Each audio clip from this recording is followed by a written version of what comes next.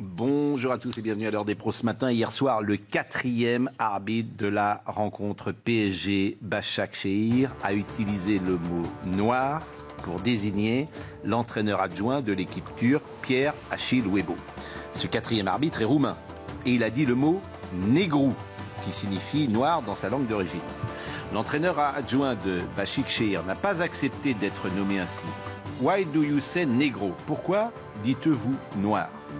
Les joueurs des deux équipes ont affiché leur solidarité avec Pierre Achille-Webo. Ils ont refusé de reprendre la partie. Et après de nombreuses discussions, l'UEFA est convenue de reporter le match à ce soir 18h55.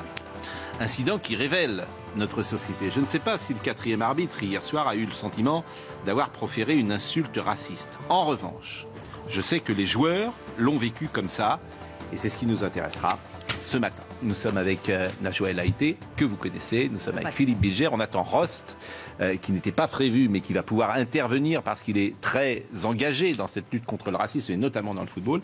Et puis on est avec Marion Maréchal. Vous êtes directrice de l'ICEP de Lyon. Bonjour, merci d'être avec nous. Ça va être intéressant, évidemment, d'entendre votre avis sur ce sujet. Mais vous lancez aujourd'hui un think tank, c'est comme cela qu'on dit. C'est ça, centre de réflexion pour les puristes en français. Exactement, qui est une réflexion politique. Oui. Et certains, évidemment, vont voir dans ce lancement de ce centre de réflexion un premier pas vers une candidature présidentielle en 2022, j'imagine. Il faudrait qu'ils y voient surtout la continuité d'une opération lancée il y a 3 ans à travers l'école, donc l'ICEP, l'école de sciences politiques et de management, qui aujourd'hui donc veut se déployer dans les travaux de recherche avec l'idée de faire vivre un espace intellectuel aujourd'hui qui est, selon moi, sous-représenté dans le monde universitaire et de la recherche, qui pourrait être qualifié, allez, un peu simplement et rapidement, mais de souverainiste, identitaire, plutôt conservateur, plutôt libéral au sens de défense des libertés, et qui, est, selon moi, est sous-investi aujourd'hui dans le débat public et dans le débat universitaire. Et donc je pense qu'il y a un intérêt, à l'occasion évidemment des présidentielles, puisque mon agenda n'est pas non plus totalement fortuit. À un moment donné où les propositions vont fuser, il va y avoir une émulation intellectuelle, de pouvoir justement porter ces propositions sur différents sujets. Vous pourriez d'ailleurs ajouter dans la sphère médiatique où ces idées-là ne sont pas forcément le plus portées. Et quand je parle de la sphère médiatique, je peux dire des journalistes, mais aussi des artistes, le monde des personnalités publiques, par exemple. Mais est-ce qu'au fond, ce que vous faites, c'est de construire une contre-idéologie ?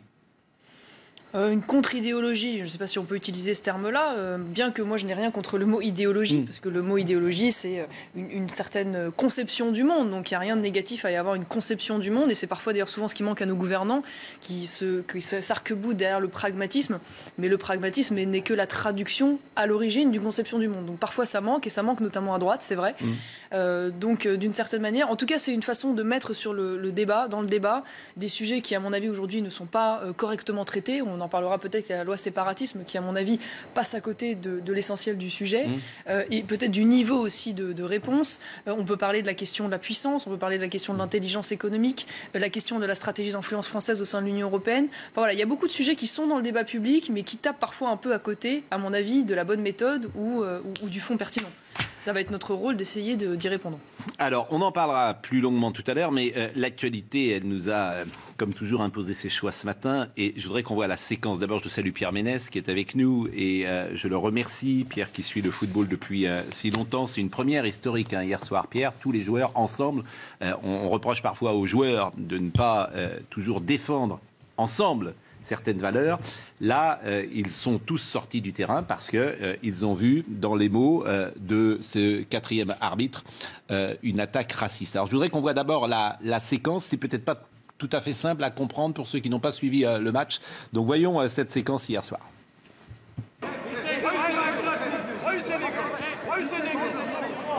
Pourquoi il a dit noir? Pourquoi il a dit noir? Pourquoi tu dis ce mec noir pour parler d'un joueur noir, alors que tu dis ce mec pour parler d'un joueur blanc? Ce n'est pas digne du football.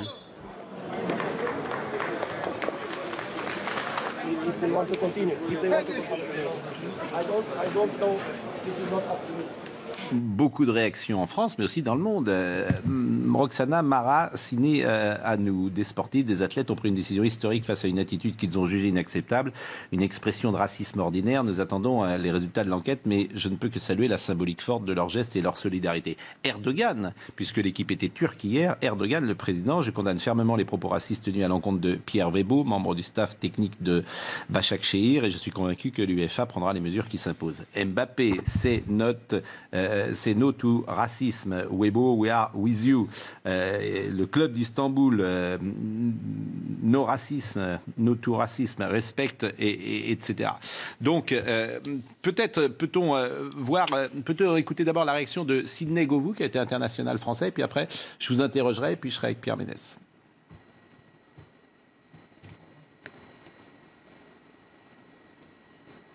Déjà triste de ce qui s'est passé. C'est des mots qui sont forts. Alors oui, on va me dire c'est un élément de langage, etc. Ça, je suis pas roumain, donc je peux pas en juger. Des gens en jugeront. Mais je suis aussi content, entre guillemets, de la réaction des deux équipes. Je trouve que c'est un moment fort de prendre la décision de rentrer au vestiaire. Et qu'on a tellement entendu de choses où les équipes ne rentraient pas, où il y avait des divergences, même au sein d'une équipe. Là, que les deux équipes décident de rentrer avec leur staff, de ne pas poursuivre le match, je trouve que c'est fort. Le sujet de Mario Bazac, et puis après on entame la discussion.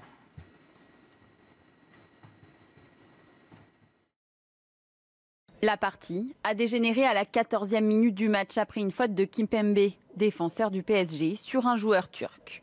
Le 4e arbitre va alors signaler à l'arbitre principal la réaction véhémente de Pierre-Achille Weibo.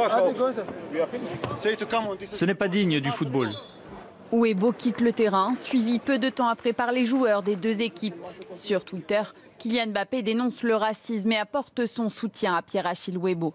L'UEFA annonce le report de la rencontre. L'UEFA, après discussion avec les deux clubs, a décidé à titre exceptionnel de faire jouer les minutes restantes du match demain avec une nouvelle équipe d'arbitres. Le coup d'envoi a été fixé à 18h55. Une enquête approfondie va être menée. Ce soir, des sportifs, des athlètes ont pris une décision historique face à une attitude qu'ils ont jugée inacceptable. Une expression de racisme ordinaire.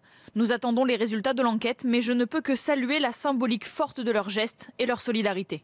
Le match de ce soir aura lieu avec les mêmes compositions d'équipe et un enjeu sportif moindre pour le PSG, déjà qualifié. Pierre Ménès, je trouve que c'est un sujet qui demande beaucoup de nuances et qui est extrêmement délicat. Je le répète, je ne suis pas sûr qu'il y ait une volonté chez ce 4e arbitre de proférer une insulte raciste. Il faudrait expliquer précisément le mot négrou dans la langue roumaine et ça. Mais j'ai envie de dire peu importe. Ce qui importe, c'est la manière dont ça a été vécu. Et tous les joueurs ont vécu cela comme une agression. Et je voulais votre sentiment sur la soirée d'hier soir. Bonjour, Pierre Ménès. Salut Pascal. Écoute, oui, effectivement, le racisme n'est pas avéré dans le fait qu'un Roumain dise négro à un homme noir, puisque c'est ce que ça veut dire. Ce qui est avéré, en revanche, c'est la discrimination. Est-ce que si l'entraîneur adjoint qui s'était énervé avait été blanc, l'arbitre l'aurait désigné en disant le blanc ou après en anglais l'autre blanc. Qu'est-ce qu'il aurait dit si cet assistant avait été arabe, juif ou asiatique? C'est ça, c'est le côté discriminatoire qui est avéré. Après, que ce soit raciste ou pas, j'ai envie de dire, c'est pas le problème. Mais comme tu l'as dit, c'est la façon dont les joueurs l'ont ressenti. Puis voilà, je veux dire, on s'en fout qu'il soit roumain. La langue officielle de l'UEFA, c'est l'anglais. Cet arbitre-là, à moins de faire preuve d'un manque de culture qui, dans tous les cas, est accablant, aurait dû savoir que négro, nigger, négro, nègre, tout ça, bah voilà, faut pas le dire, quoi. Donc effectivement, il faut saluer la réaction des deux équipes qui ont été parfaitement solidaires dans cet incident. Et c'est une première, effectivement, dans l'histoire du foot. Philippe Bilger, je vous ai vu réagir pendant que... Parce que les sociétés changent. Et là, pardonnez-moi de vous le dire comme ça, vous êtes un homme d'une autre génération. Mais j'en ai bien conscience. Et j'ai souvent dit sur ce plateau... Non mais c'est important de dire ça. J'ai souvent dit sur ce plateau une phrase de Sartre que j'adore, un homme c'est son époque. Un homme, c'est son Bien époque. sûr. Et vraiment, cette phrase, elle dit tout. Je salue d'ailleurs Rost qui est en train de rentrer. Et on a souvent eu ces discussions ensemble sur ce sujet. Bonjour Rost, merci d'être avec nous. Et je vous fais une petite synthèse très rapide. Je disais qu'hier, je ne sais pas si l'arbitre a voulu ou a eu le sentiment de professer une insulte raciste, mais je sais que ça a été vécu comme tel. Et c'est ça qui m'intéresse ce matin. Et je disais à Philippe Bilger que les sociétés changent et qu'effectivement, ce qui existait hier n'existe plus aujourd'hui. Mais je redonne la parole à Philippe Bilger et Rost va pouvoir... Alors, vous avez eu raison, Pascal, d'insister sur le fait que les joueurs des deux ont perçu cet épisode comme une forme de racisme. Moi, je trouve qu'on tombe à l'heure actuelle, en vertu d'une cause légitime qui est l'antiracisme, dans une forme de délire. Tout de même, parce que même si on en reste à l'épisode lui-même, est-ce que c'est un tel scandale d'avoir dit, par exemple, voilà un homme noir et de ne l'avoir pas dit pour un blanc? Je me souviens d'une époque où à la cour d'assises, pétri par un humanisme tout à fait correct, lorsque je parlais d'un magistrat noir, je disais un homme de couleur. Et ma collègue, qui était une avocate générale de la Martinique, disait mais arrête, dis noir tout simplement. Et donc il y a une évolution aujourd'hui considérable, mais ce qui me gêne un petit peu, c'est que cette lutte légitime contre le racisme finit par mettre tout sur le même plan. Je veux dire, cet épisode que je trouve mineur, dérisoire, avec des phénomènes de racisme beaucoup plus graves et qui peut-être là ne suscitent pas l'indignation qu'il mériterait. Oui, mais ça, c'est pas un argument. Ce que vous dites là n'est pas un argument. Hier soir, c'est un acte symbolique. C'est des joueurs qui, d'une certaine manière, prennent le pouvoir, mettent les caméras sur le monde entier pour dire, voilà, nous, on ne veut plus être traités comme cela. Mais donc, de justifier, de dire, il y a des choses encore plus graves, donc c'est parce qu'il y a des choses plus graves, il ne faut pas qu'il y ait cette chose-là, c'est pas un argument. Je n'ai pas dit ça.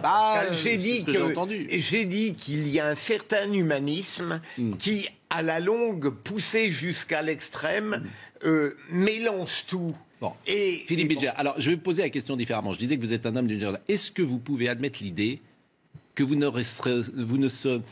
jamais vous ne pourrez ressentir ce que ressent un noir dans la société française, parce que précisément vous ne l'êtes pas. Est-ce que vous pouvez admettre cette idée que si vous avez 20 ans aujourd'hui, vous pouvez penser que les études ne vous sont pas accessibles de la même manière, que le journalisme, les médias, les situations ne vous sont pas accessibles de la même manière, et que le comportement, même pourquoi pas des policiers, c'est ce qu'a dit. Est-ce que nous pouvons admettre ça Pascal, non seulement je l'admets, mais j'ai commencé mon propos en disant que vous aviez raison, en disant que ça a été perçu comme tel. Moi-même, j'ai connu des polémiques très sérieuses et qui m'ont conduit à m'interroger sur moi-même. J'avais formulé des propos que je trouvais parfaitement innocents, mais j'ai compris après qu'ils avaient été... Exactement. Alors c'est ce qu'on appelle le biais cognitif, donc, je crois. Et Thuram explique ça plutôt très bien d'ailleurs. Bon, Rost. Et merci d'être avec nous. On essaye d'apporter de la nuance ce matin.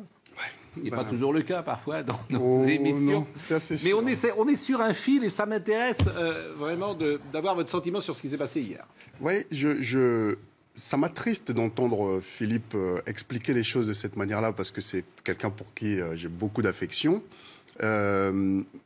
Justement, à force de minimiser les choses, à force de crier à chaque fois qu'on monte au créneau pour dire qu'on est dans la victimisation, on est en permanence, dès qu'il y a un acte et qu'on se lève, le mot qu'on me sort à chaque fois, c'est la victimisation. Je suis désolé, moi je ne suis pas une victime, on n'est pas des victimes. On est dans des combats.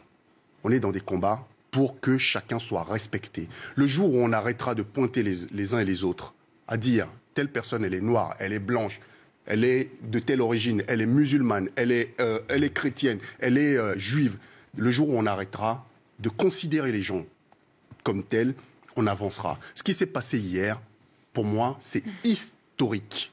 D'avoir ces footballeurs, ces milliardaires qui passent leur temps à subir et à ne rien faire, là qu'une équipe décide. Et on a eu, pendant 10 ans pratiquement, on avait une émission ensemble sur le foot.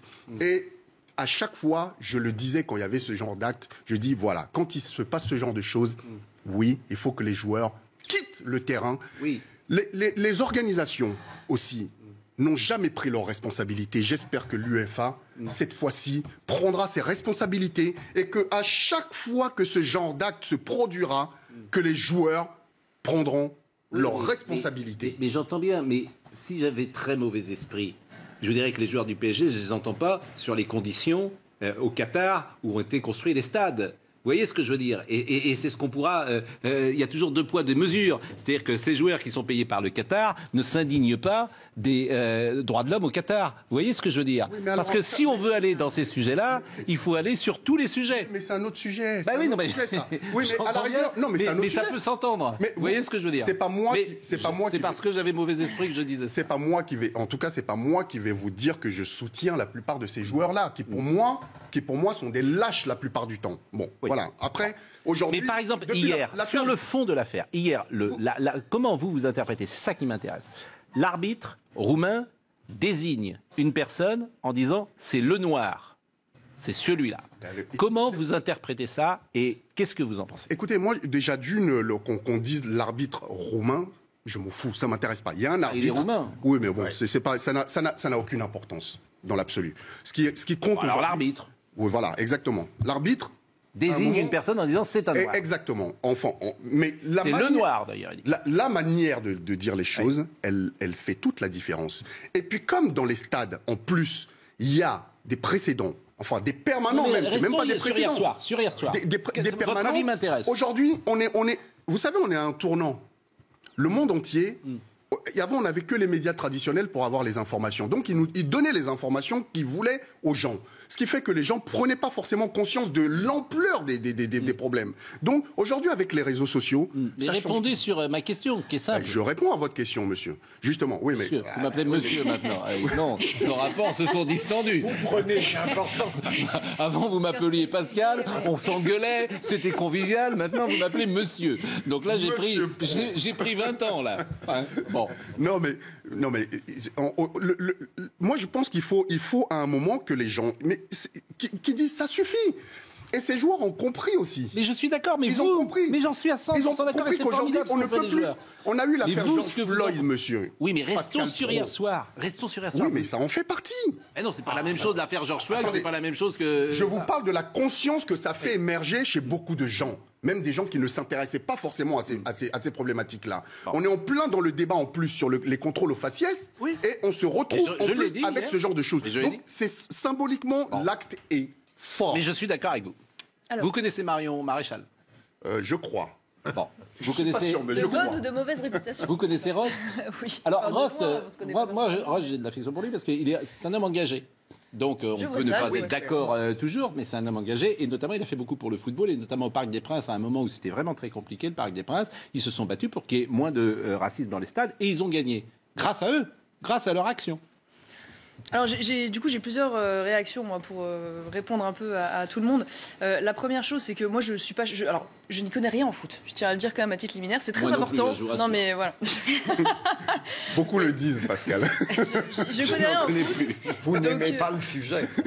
Mais Pierre Ménès, je vais le réinterroger, il est là. Donc j'ai sûrement un regard qui est pas parfait. Je vais avoir du mal à avoir un avis sur est-ce qu'il y a intention, pas intention de racisme et tout. Je suis pas choquée, je vais vous le dire franchement, par le fait qu'il puisse y avoir une réaction des joueurs si vraiment il y a un fait raciste avéré. En revanche, et là je rejoins un peu ce que vous disiez Pascal, c'est qu'on aimerait, si vraiment il y a une conscience importante et une forme de militantisme qui s'installe à juste titre dans le football sur un certain nombre de sujets, qu'il y ait une forme de cohérence. Moi je vous rappelle quand même un fait relativement récent qui n'a donné lieu à aucune suite, qui m'apparaît quand même d'une extrême gravité. C'est-à-dire que quand on prend position de manière aussi forte et maintenant systématique contre le racisme, on aimerait par exemple qu'il en soit de même face à l'islamisme. Or là, du coup, je recherchais un peu sur Internet les noms. Je ne sais pas si vous vous souvenez, suite à l'affaire Paty, il y a quand même 4 joueurs, et non des moindres, parce que j'ai noté une partie de leur nom, donc il y a Benzema, Sakho, Bakayoko, il y en a un 4e, mais je ne sais plus lequel, qui ont liké à la suite... C'est ça, à la suite donc, de l'assassinat de Samuel Paty, le poste d'un champion de MMA... qui évidemment donnait son avis sur les caricatures et qui finit en disant qu'Allah lâche son châtiment sur quiconque empiète sur l'honneur de Mahomet. Je veux dire, c'est pas un petit sujet dans le contexte dans lequel est. Ils ont liké. Alors liké, ça veut dire qu'ils ont dit j'aime ce message. Ils ont aimé ce post. Mais c'est vrai que ça a été. Est-ce que c'est ça qu'ils ont liké ou les propos qu'il y a eu avant ? Pardon, mais Parce que non, mais ils ont liké ça. C'est vrai. Non, mais attendez, extraire un bout. Mais laissez Madame Maréchal. C'est très facile de sortir ça du contexte. Ils ont dans ce vous texte. sortez ça du contexte, je suis pas. Laissez Madame Moi, je peux Maréchal. vous le lire en entier si vous voulez. Non, mais je ne pense pas qu'un Benzema aille liker un propos qui appuie l'assassinat de ce que vous dites est grave. La phrase que je viens de dire est grave. Je suis d'accord avec vous. Et j'aurais aimé d'ailleurs qu'il y ait des suites, parce que cette phrase que je viens de vous lire telle qu'elle, elle est exactement et précisément à la fin du post. Oui, à la fin du post. Mais alors, que dit le post auparavant? Le post dénonce en effet les caricatures de Mahomet en disant qu'il n'est pas judicieux de laisser insulter des musulmans dans le monde entier. C'est l'esprit du post. Et je suis d'accord avec vous, c'est extrêmement grave. Et je relève une autre chose qui, moi, m'a interpellée, parce que vous avez raison de dire, à l'heure où précisément la société veut lutter contre les différences ethniques, les différences religieuses et pouvoir faire une forme d'égalité, il y a un message qui a été passé par les joueurs de l'équipe de France suite à l'affaire de Samuel Paty. Ils ont été sollicités par le ministère de l'Éducation pour faire une sorte de vidéo à destination des jeunes pour défendre la liberté dans l'école, l'éducation. Et il y a quelque chose qui m'a profondément interpellée, parce que dans cette vidéo, il n'y a aucun joueur musulman. Ce qui interpelle, si vous voulez, parce qu'on devrait être tous ensemble sur la question de l'islamisme et de la lutte contre l'islamisme. Donc je dis ça pourquoi? Mais par quoi vous définissez un musulman, en fait? Mais c'est eux-mêmes qui se... Dans l'occurrence, les joueurs... Parce qu'on a souvent ce même propos dans les manifestations. J'entends des gens dire, oui, mais dans la manifestation, les musulmans, ils devraient se... Mais il y a énormément de musulmans qui y sont. Est-ce que c'est marqué sur le front des gens, musulmans? En l'occurrence, les joueurs... Par quoi vous les définissez, en fait? Se revendiquent eux-mêmes musulmans. C'est une notoriété publique. Mais à quel moment vous avez entendu un tel dire, voilà... La plupart sont même engagés, voire financent même des mosquées à l'étranger. On l'a entendu. Non, mais je veux dire, c'est pas marqué sur leur front. En fait, en réalité, je veux aller dans votre sens. Donc, je ne sais pas pourquoi vous offusquez de ce mais c'est parce que les propos que vous sortez sont tellement outranciers que j'ai du mal. Pardon, en quoi c'est outrancier que de dire aujourd'hui qu'il y a une ambivalence de la part des joueurs entre d'un côté des gens qui se dressent, et c'est légitime sur la question du racisme, mais qui sont, pardonnez-moi, ambivalents, c'est le moins qu'on puisse dire, et je viens de vous en apporter la preuve, sur la question de la lutte contre l'islamisme. Donc si maintenant le football est un lieu de militantisme social et idéologique, très bien, mais dans ce cas-là, qu'on aille au bout de la logique et qu'on se dresse aussi sur la question de l'islamisme, qui a, pardonnez-moi, mais des impacts pour le moins aussi importants. La Coupe du Monde est au Qatar, tous les joueurs iront au Qatar. Pardon, et je réagis juste sur un dernier truc, parce que Pascal, vous dites quelque chose, moi, sur lequel je n'adhère pas du tout, et peut-être qu'on ne sera pas d'accord. Je ne considère pas aujourd'hui en France que le seul fait d'être noir ou blanc ou d'une autre origine est en soi un facteur de discrimination. Je vous donne des exemples très concrets. Je pense qu'aujourd'hui, très sincèrement, un petit blanc en jogging casquette à Clichy a 10 fois plus de chances de se faire contrôler qu'un Français noir en mocassin et en barbour qui se balade dans le 16e arrondissement. Je considère que Sibeth Ndiaye... Non mais c'est... Parce que la question, en réalité, elle est d'abord sociale. C'est ça, la réalité. Que Sibeth Ndiaye... Non, mais c'est drôle, d'ailleurs, parce que la gauche qui passe son temps à lire la politique uniquement à travers les questions sociales, sur les questions de racisme, elle l'occulte complètement. Oui, mais il y a un vrai problème de fond. Je vous donne un exemple. Sibeth Ndiaye, qui est une fille de l'élite... Sibeth Ndiaye, pardon, qui est une fille de l'élite africaine. Qui, aujourd'hui, je considère, a beaucoup plus de chances de pouvoir accéder, et d'ailleurs elle l'a fait, aux grandes écoles françaises ou à des très hautes responsabilités, que, pardonnez-moi, mais Kevin, petit blanc de son état, né au fin fond de la Picardie, qui, lui, ne verra jamais, même ne serait-ce que la perspective, un jour, de pouvoir accéder aux grandes écoles et aux hautes fonctions dans ce pays. Donc, si vous voulez tout ramener à la question raciale, en disant, aujourd'hui, le fait d'être noir ou le fait d'être jaune fait que, par essence, vous êtes discriminé en France, c'est faux. La réalité, c'est qu'aujourd'hui, c'est d'abord la question sociale et éducative qui est un facteur prépondérant discriminant. Voilà, je voulais juste réagir à ça parce que je trouve que c'est une mauvaise manière d'aborder les choses. Non mais que... Najwa El Haïty qui ne s'est pas encore exprimé. Oui, j'ai écouté avec attention. Non mais c'est vrai que le Qatar, c'est un bon exemple. Je ne vais pas m'acharner contre le Qatar. La Coupe du Monde a lieu au Qatar. La prochaine, tous les joueurs iront. Mais non, mais alors que c'est pas un pays où les droits de l'homme sont le plus respectés au monde. Disons-le comme ça. Les joueurs, vous parlez du militantisme. Non, mais je suis le premier. Les joueurs ne sont pas des militants. Là, il y a un acte. Je veux bien intervenir là-dessus. Najwa El Haïty. Je ne suis pas intervenue sur cette question. Najwa El Haïty. Excusez-moi, mais j'ai entendu religieusement tout. Ah, religieusement, c'est pas oui, mais la laïcité, excusez-moi, c'est la liberté de croire ou de ne pas croire. Je préférerais que vous ayez écouté laïciquement. Oui, mais la laïcité, c'est la liberté de croire ou de ne pas croire. Donc, je reprends mes propos. Donc, bien sûr que le combat contre l'islamisme, contre le racisme doit unir tout le monde. Et ce qui est juste, c'est qu'on constate que quand des footballeurs s'expriment, que ce soit dans les médias ou sur les réseaux sociaux, il y a du deux poids, deux mesures dans leur combat. Je pense aussi, vous parliez de l'islamisme, vous parliez de racisme, mais je pense aussi aux violences faites sur les policiers.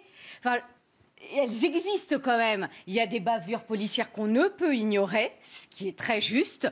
Mais à côté de cela, j'aimerais bien entendre des artistes et des footballeurs se lever aussi contre les violences faites vis-à-vis des policiers. Côté. Alors Pierre Manès nous écoute et je voulais savoir, Pierre, d'abord ce qu'il pense de notre débat et s'il a peut-être un commentaire ou une réaction à proposer. Oui, j'ai un commentaire sur ce qu'a dit Marion Maréchal sur le spot avec les joueurs sur l'équipe de France, sur le fait qu'il n'y ait pas de musulmans. Bon, en même temps, elle a prévenu au départ en disant qu'elle connaissait rien au foot. Elle nous l'a prouvé en disant ça, c'est que des joueurs musulmans en équipe de France, il n'y en a pas. Ponctuellement, en ce moment, il n'y en a pas. Ça aurait été quand même assez savoureux que Benzema intervienne dans cette vidéo de l'équipe de France alors qu'il en est banni depuis des années. Et puis après, il y a une question de disponibilité. En ce moment, le calendrier des joueurs est surchargé à cause du Covid. Là, on a quand même une période avec les matchs internationaux où les joueurs ont pu jouer 18 matchs en 8 semaines, ce qui est absolument aberrant. Donc forcément, il n'y a pas à appuyer sur le bouton pour savoir si le joueur il est dispo pour faire une vidéo ou pas. Ça, c'est un point. Et sinon, je rejoins Rost dans son propos. Ce qui s'est passé au parc hier soir est la conséquence de plein de choses. Et on reprochait souvent aux footballeurs, lorsqu'il y avait des choses racistes, de ne pas réagir, de ne pas quitter le terrain. Un des derniers gros incidents à ce niveau-là, c'est quand Koulibaly, le joueur sénégalais de Naples, a été victime d'insultes racistes à Rome. Et Carlo Ancelotti, qui était l'entraîneur de Naples à l'époque, a dit « La prochaine fois, on quittera le terrain ». Et moi, j'avais dit « Mais pourquoi la prochaine fois ?» Et là, je pense que c'est pas une prise de conscience, c'est une accumulation. Et après, pour répondre à la dame à côté de Rost... Najwa El Haïté. Comment ? Najwa El Haïté. Mon prénom, Najwa. Bonjour, Najwa. Bonjour. Je pense que... Kylian Mbappé, dont la mère est algérienne et dont le père est camerounais, qui est né à Bondy, il est peut-être plus sensible quand le producteur se fait tabasser par des flics que quand des flics se font tabasser. Je dis pas qu'il a raison de faire une différence au niveau de ses commentaires sur les réseaux sociaux, mais je pense qu'il est plus sensible au premier acte qu'au deuxième, et que c'est pour ça qu'il réagit à l'un et pas à l'autre. Après, s'il était conseillé, il y aurait peut-être quelqu'un qui aurait pu lui dire « Si tu as fait ça sur Michel, je crois, le producteur, réagis sur les flics. » Mais bon, personne ne conseille Kylian Mbappé, il fait ce qu'il veut tout seul. Et je trouve qu'à 22 ans, c'est plutôt louable. Bon, on va marquer une pause. D'abord, ce que vous dites est possible, Pierre, mais il y a peut-être aussi, ne soyons pas dupes, d'autres motivations. Et les motivations de toutes les personnalités aujourd'hui médiatiques, c'est souvent de se placer du bon côté de l'idéologie dite dominante. Et ils savent qu'il y a moins de coups à prendre lorsqu'on se met d'un certain côté que dans l'autre. Disons-le, Pierre. Pour certains, c'est clair. Non mais disons-le. Et c'est vrai que moi je suis frappé souvent combien les personnalités, je le dis tous les matins, et médiatiques, je mets les footballeurs bien sûr, je mets les hommes politiques, je mets les journalistes, je mets les artistes, je mets les chanteurs, etc. En gros, il y a une idéologie commune, ou en tout cas des prises de paroles qui sont communes. Je remarque d'ailleurs que beaucoup d'entre eux sont montés au créneau quand ils ont vu, à partir du moment où ils ont vu... Et que les policiers, on les défend pas, c'est tout. Il y a eu plein de gens qui sont descendus dans la rue. C'est à partir de là que certains ont commencé à se positionner. Alors on va marquer une pause, mais c'est vrai que quand un policier est frappé... je l'ai dit la semaine dernière, il y a 15 jours, Libération dit la nausée. Quand Michel Zecler est frappé, à juste titre d'ailleurs, Libération écrit la nausée. Quand un policier est canardé, brûlé tout un samedi par des Black Blocs, personne dit la nausée. Et Monsieur Griezmann dit ne dis pas j'ai mal à la France. Vous ne pouvez pas dire ça. Mais non, parce que ce qui s'était passé à République lorsque ce policier... Je le dis parce que c'est un fait, c'est pas polémique. Non, mais la pub. La pub. La pub, et vous restez avec nous. À tout de suite. Et c'est un succès. Pas là. Bon, Philippe Bilger, Rost, Marion Maréchal, Najwa El Haïté et Pierre Ménès qui est toujours avec nous. Donc vous savez de quoi nous parlons. Nous parlons de ce qui s'est passé hier et d'un instant qui sera... Alors j'ai beaucoup entendu le mot historique, je ne sais pas si c'est l'adjectif qui convient, mais en tout cas c'est une première que des joueurs de football se sont, révoltés contre... Moi j'y vois aussi une forme de racisme ordinaire qu'ils ont voulu combattre. Vous voyez, et ça, c'est peut-être encore plus intéressant. C'est l'étape supérieure. Parce que les insultes racistes, elles sont condamnées par tous. En revanche, ce qui n'est pas condamné par tous, et sur lesquels peut-être on doit tous travailler, c'est une forme de racisme ordinaire. Vous voyez, et ça, c'est ce qu'on appelle le biais cognitif, ou le biais de pensée. Si je peux contredire Pierre Ménès, qui connaît infiniment mieux le foot que moi, je crois savoir que, par exemple, un grand joueur Martial de l'équipe de France est musulman. Ça n'a rigoureusement pas la moindre importance, mais dans la mesure où il fait les signes qui démontrent ça, il me semble qu'il est musulman. Oui, deuxième élément, non, mais juste, je voudrais vous répondre, Rost, et j'ai bien conscience d'être dans un registre peut-être discutable. J'ai trouvé depuis toujours scandaleuses les injures, j'allais dire, de type bestial. Combien de joueurs ont été traités de singes, étaient scandaleux, et j'ai trouvé trop lentes les réactions, et peut-être ai-je tendance à considérer qu'il y a des choses infiniment plus graves que d'autres, et notamment celle-là. Et troisième élément, pour moi il est important, mais je dis pas que ça démontre la validité de... On entend tellement d'absurdités sur les Blancs. On entend tout de même Adèle Haenel venir dire... Le simple fait d'être blanc constitue un acte de racisme que peut-être j'ai tendance à m'emporter dans une sorte de polémique et à nier le caractère regrettable de ce qui s'est passé hier soir. Philippe, c'est pas moi qui vais vous accuser de racisme. On se connaît assez bien pour savoir que vous ne l'êtes pas. Mais par contre... On sent quand même une tension, une opposition aujourd'hui de ce qui arrive aux États-Unis et que notre société, elle arrive sur des combats noir-blanc. Moi, je n'ai jamais connu ça dans les années 70-80. J'ai grandi dans une société où ce type de combat n'existait pas. Et aujourd'hui, les fractures deviennent... C'est-à-dire que les positions se sont crispées et on sent... Et c'est pour ça. Vous savez pourquoi en partie ? Vous savez pourquoi aujourd'hui, vous avez une multitude de médias. Vous avez les informations qui passent en permanence. Et lorsqu'on appuie uniquement sur la différence des gens, lorsqu'on présente les gens, ça fait combien d'années qu'on fait des émissions ensemble et combien d'années je combats cette façon de faire, de présenter les gens en disant... Il est musulman, il est juif, il est catholique, il est... on remarque, c'est souvent d'ailleurs les musulmans ou les juifs qu'on pointe le plus. Mais c'est pas vrai, les gens de la Manif pour tous qui m'écoutent, ils ont été caricaturés comme des Versaillais avec des anneaux ou des cerceaux sur la tête et une petite bourgeoisie, bon chic bonjour, Cyrillus. Et ils sont pas des... Mais laissez-moi terminer. Mais on ne peut pas arrêter ça. Si, il faut. On ne peut pas arrêter. C'est-à-dire que vous êtes dans une... Il faut arrêter de catégoriser. Vous ne pouvez pas catégoriser les gens et après reprocher le fait qu'on ne pointe les doigts les gens que par ça. Je vous répète, moi ce que je souligne, c'est qu'il y a des gens dont on peut se moquer et des gens dont on peut plus se moquer en France. Par exemple, les Bretons, vous pouvez vous en moquer. Les paysans, vous pouvez vous en moquer, personne ne dira rien. Vous pouvez caricaturer leur accent, tout le monde s'en fiche. Les bourgeois de Versailles ou la bourgeoisie marseillaise catho avec 6 enfants, etc., on a le droit de s'en moquer dans l'espace médiatique et personne ne dit rien. Et puis en revanche, il y a des gens dont on ne peut plus se moquer, dont on ne peut pas faire de blagues. On est en France, je pense qu'on peut la liberté d'expression, elle doit être totale. Là où je rejoins... mais attention. Oui, mais... Vous dites la liberté. Oui, je suis désolé. Moi, je suis de ceux qui disent qu'on doit être intransigeant là-dessus. Là où je rejoins Rost, c'est qu'aujourd'hui, les gens ne se taisent plus. C'est-à-dire que les gens de couleur ou les gens d'origine maghrébine... les gens de couleur. Dites-les noirs. Les gens de couleur. Ou les noirs. Moi-même, attendez... Alors ça, est-ce que c'est un racisme ordinaire de dire ça ? Mais alors, peut-être attendez, moi je suis française de... Mais oui, mais pas justement, de c'est ça qui est intéressant, de dire gens de couleur. Et ben ça, tout ça, Mais donc, ça c'est fait rentré partie dans de le ce vocabulaire. racisme ordinaire, donc, justement. non, mais alors, le problème, moi, là, Oui, mais attendez, j'ai pas terminé. Najwa et après Non, Marion ouais, Maréchal. j'ai pas fini. Allez-y. C'est-à-dire que là, il y a une véritable prise de conscience et eh bien les Noirs, aussi les Français d'origine maghrébine ne se taisent plus et dénoncent cela. Et dans le foot, c'est ce qui se passe. Dans différents milieux, dans le droit, c'est ce qui se passe. Vous savez. Sur les médias. Et je vais vous citer un exemple concret. Moi, mes parents, eh bien, mon père, il a été traité de bougnoul.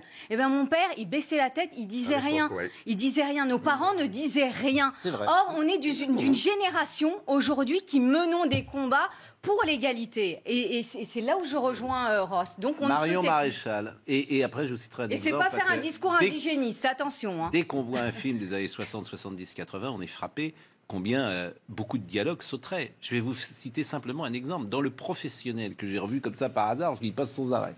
Et j'ai vu que la dernière scène, quasiment, vous avez ce président qui vient d'un pays africain qui s'appelle le président Jamila, je crois, dans le monde. Et Belmondo, à la fin, va le coincer d'une certaine manière. Et ce président est en train de tirer, il est à son bureau, il est en train d'ouvrir son tiroir pour enlever un revolver. Bon.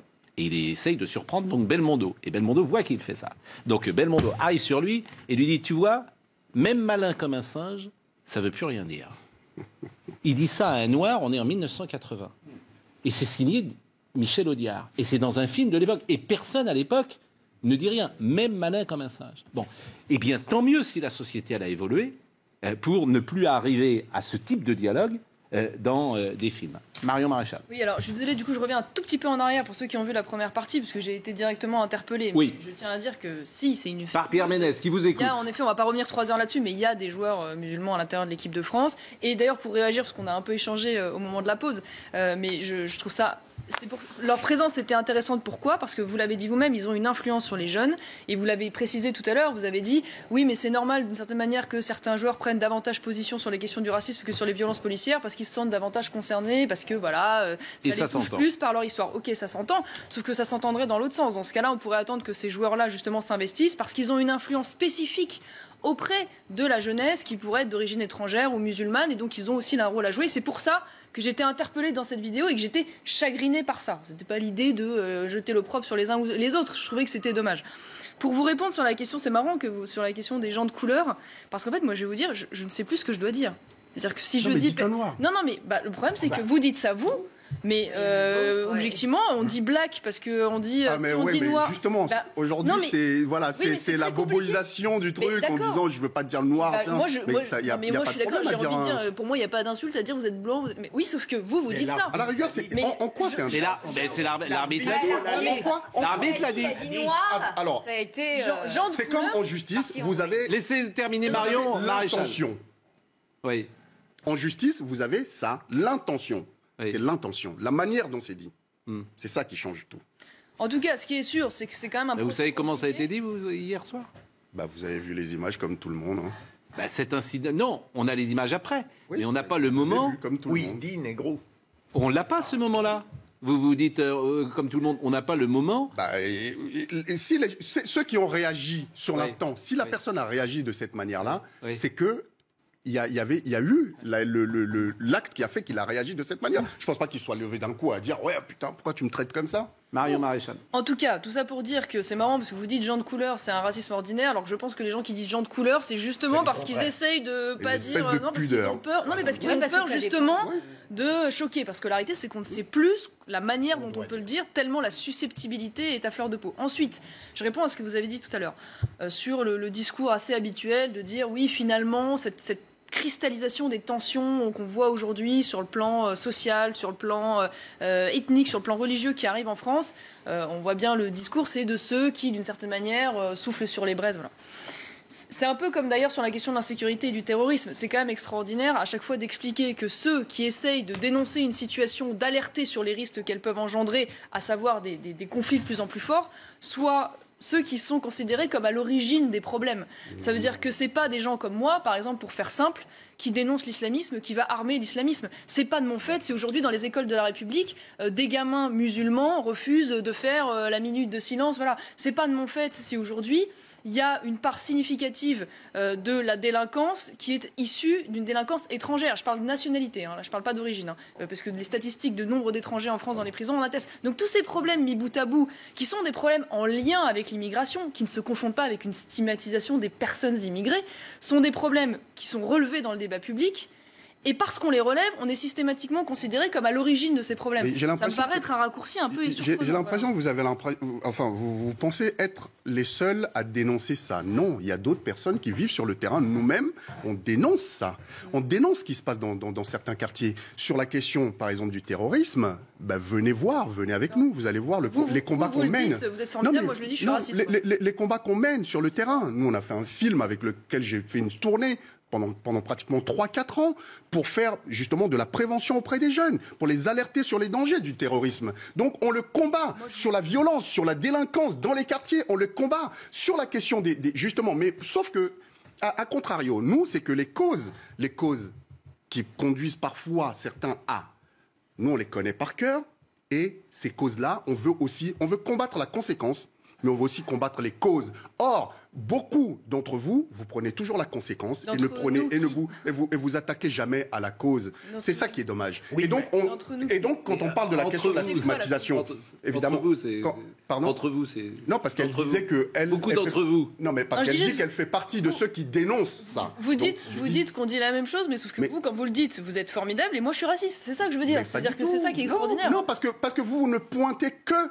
la conséquence. Mais non, mais bien sûr que si. Vous ne pointez que la conséquence. Là où nous, on peut pointer la conséquence, mais on veut combattre les causes. On n'est pas d'accord sur les causes. C'est-à-dire que vous considérez qu'il y a un racisme de base, que les Français sont racistes de base. Mais pas du tout, mais non. Alors, moi, j'ai jamais dit ça. Je n'ai jamais dit ça. Si, parce que c'est un peu ça le discours de fond, c'est qu'il y a un racisme ordinaire. Le racisme ordinaire, c'est ça. Ça veut dire que la France n'est pas raciste, mais il y a des racistes en France. Voilà, mais donc c'est pas le racisme ordinaire. Mais non, mais ça partout, pardon. Mais donc, il ne parlait pas d'un racisme ordinaire, parce que le racisme ordinaire, c'est quelque chose de culturel. Pardon, le racisme ordinaire, c'est quelque chose de culturel. Et c'est pour ça que je vous dis, moi, je ne crois pas au racisme culturel des Français. Je pense qu'il y a d'abord, si les discriminations agissent, une dimension sociale qui est prépondérante. Voilà, on n'est pas d'accord sur les causes, déjà, à la base. Vous savez, je vais vous donner un exemple. Et sur l'histoire, Rost, effectivement, aujourd'hui, disons-le, et c'est pour ça que moi, ça m'intéresse beaucoup, ces sujets-là, les jeunes issus de l'immigration qui habitent en France ont un rapport compliqué avec l'histoire de notre pays, parce que, pour faire vite, ils ont le sentiment que la France a colonisé, s'est conduit n'importe comment, a abîmé les cultures dans lesquelles la France intervenait et qu'a laissé les pays dans un état de délabrement total avec la décolonisation. Je résume. Alors ça, c'est justement, c'est la caricature qu'on en fait. Non, mais c'est ce que les jeunes pensent, moi je les entends. Non. Alors que les gens de... la chose est bien plus complexe. Et quand Emmanuel Macron a dit cette phrase, d'ailleurs qu'il ne dirait plus aujourd'hui, visiblement, la colonisation est un crime contre l'humanité, ça a renforcé cette idée-là. Et je pense que cette phrase, il ne la dirait plus. Donc tout ça explique. Les nouvelles générations se foutent complètement de ces histoires de colonisation. Les nouvelles générations, c'est autre chose. Vous avez une génération intermédiaire, entre guillemets, qui est un tout petit peu plus âgée que moi, par exemple, qui, elle, a beaucoup été là-dessus. Mais les nouvelles générations, elles s'en foutent. Elles sont au quotidien. C'est-à-dire qu'eux vivent dans des quartiers où on a parqué des gens des mêmes conditions sociales, dans les mêmes blocs, pendant des décennies. On a parqué volontairement. Et qu'on a fait, on a ghettoisé certains endroits. Et que, du coup, aujourd'hui, on a les conséquences de ça. Et ces jeunes le subissent. Et en plus, ils ont vu leurs propres parents, qui ont comprimé comme des malades pendant des décennies, qui aujourd'hui n'ont même pas de quoi payer leur loyer. Et on est loin du match d'hier soir, mais c'est intéressant pour ça. Et la nouvelle génération ne veut plus. Et c'est ce que disait Najwa. Philippe Bilger. Philippe Bilger, que tu as avec votre talent habituel, vous êtes en train de faire de votre exception une règle générale. Mais non, parce qu'on est plein, il y en a plein. Vous permettez, il y en a plein qui le font sur le terrain. Lorsque vous dites que vous ne vous occupez pas seulement des conséquences, mais des causes, je dirais que la plupart du temps, à l'égard de ces problèmes qui pourrissent la quotidienneté, certains ne s'occupent que des causes et ont tendance à adopter une vision sociologique pour précisément avoir beaucoup trop d'indulgence à l'égard des conséquences. Et vous êtes une exception. Votre discours, il n'est pas majoritaire. Oh si. Ah, mais venez sur le terrain. Moi, je vous invite tous à chaque fois à venir sur le terrain. Il y a plein de gens qui travaillent dans l'ombre. J'ai scrupule à vous contredire dans la mesure où vous êtes là-bas. Mais j'ai une certaine culture. Non, mais moi, par rapport à... Mais il y a parfois comment dire, effectivement... des choses qui ne sont pas aussi de bonne foi que vous pouvez l'être. Mais bien partout, Pascal. La Joël a été. C'est fait pour oublier les conséquences. En effet, rappeler... il y a instrumentalisation parfois, convenez-en. Oui, mais dans l'affaire Assa Traoré, disons-le, dans l'affaire Assa Traoré, il y a instrumentalisation. Oui, mais parce que ce sont des militants. C'est votre point de vue. Non, mais c'est votre point de vue. Non, mais là, Pascal a raison. Non, mais je peux intervenir. C'est instrumentalisation. Évident. Non, mais revenir... Mais vous voyez comme c'est intéressant. Ouais. Et d'ailleurs, je dis très peu de choses aujourd'hui parce que je vous écoute et je trouve que c'est passionnant. Mais on est parti du match et on est sur un sujet central de la société française. Eh oui. Et ça, c'est intéressant. Le jour où vous irez sur ces débats-là, on avancera. Qu'est-ce qu'on fait là? Vous êtes gonflés. Alors ça, vous êtes. Non mais tiens, je m'en vais. Dans le fond, je m'en vais. Mais on est où là? Vous êtes vraiment gonflés en fait. Oui, peut-être. Je fais un débat spécialement là-dessus. Je ne dis pas un mot depuis 9 heures parce qu'effectivement, il y a ce qui est rare. Mais quand je préfère vous écouter que moi je sais ce que je vais dire. Ça n'a aucun intérêt. Est-ce que je préfère vraiment vous écouter, Najwa? Non mais rappelez que bien sûr qu'il n'y a pas de racisme systémique en France. Ça, on est tous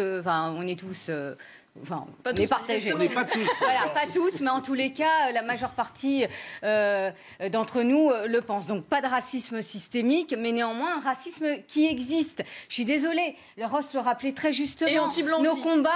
Oui, et anti-blanc. Mais le racisme, c'est le racisme.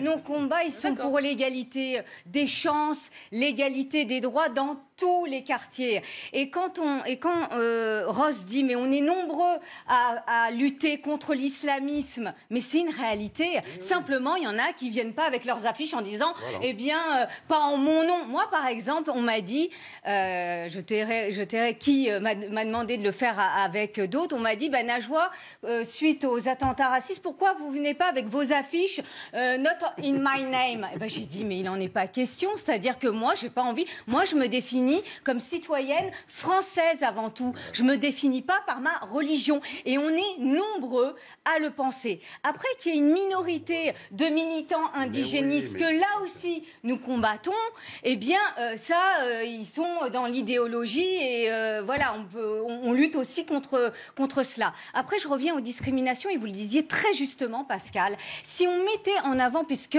tout est symbole, si on mettait en avant des Noirs, des Français d'origine, et j'aime pas parler comme ça, mais bon, ça permet d'être clair dans le discours, des Français d'origine maghrébine dans les médias. Vous savez, moi, ce qu'on m'a dit, on m'a dit, mais Najwa, t'as de la chance d'être dans les médias parce que vous êtes quelques-uns et c'est une minorité et c'est pas assez. Les symboles sont extrêmement importants. Ils existent dans la société française, que je sache. Oui, mais dans les médias, vous-même, vous le disiez, il n'y a pas assez de présentateurs. Qu'il n'y en ait pas assez. Alors, dans la magistrature aussi. Mais je vais vous dire, pardonnez-moi. Alors là, dans la magistrature, vous avez plein de raisons. Mais s'il y a un domaine où aujourd'hui la diversité existe, c'est précisément les médias depuis 10 ou 15 ans. Dans les sports. Le journal télévisé, vous voyez... À une époque, on avait avancé. J'ai le sentiment qu'il y a aujourd'hui quand même... Quand Delphine Ernotte... Aujourd'hui, on recule depuis 2 ans. Quand Delphine Ernotte, présidente de France Télévisions, dit « Mon second mandat sera placé sous le signe de la diversité ». C'est récent. C'est récent. Et puis quand il y a des preuves d'amour, il y a des actes aussi. Alors Pierre Ménès est là toujours, et puis après Marion Maréchal. Pierre, on est loin du football, hein.